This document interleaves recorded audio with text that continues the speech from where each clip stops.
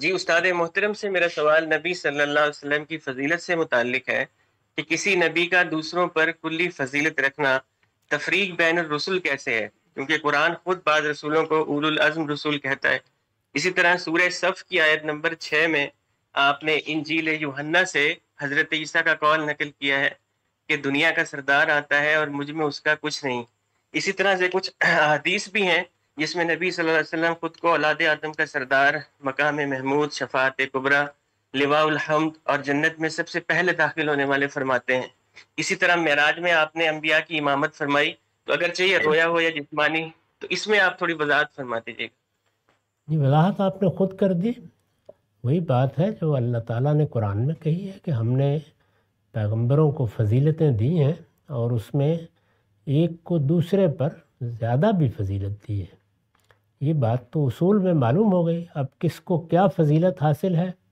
یہ آپ نے بہت سی باتیں قرآن حدیث سے رسول اللہ کے بارے میں بیان کر دیں،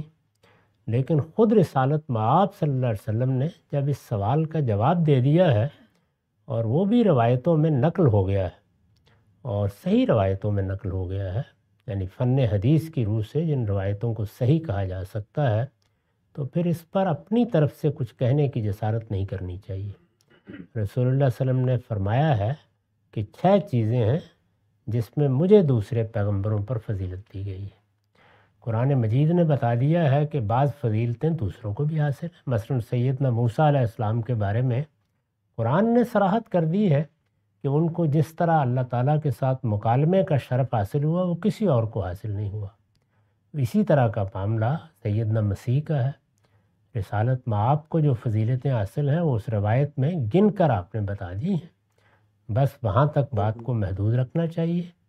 جب آپ نے خود ایک سوال کا متعین جواب دے دیا تو پھر اس کو میری یا آپ کی طرف سے موضوع نہیں بننا چاہیے۔ جی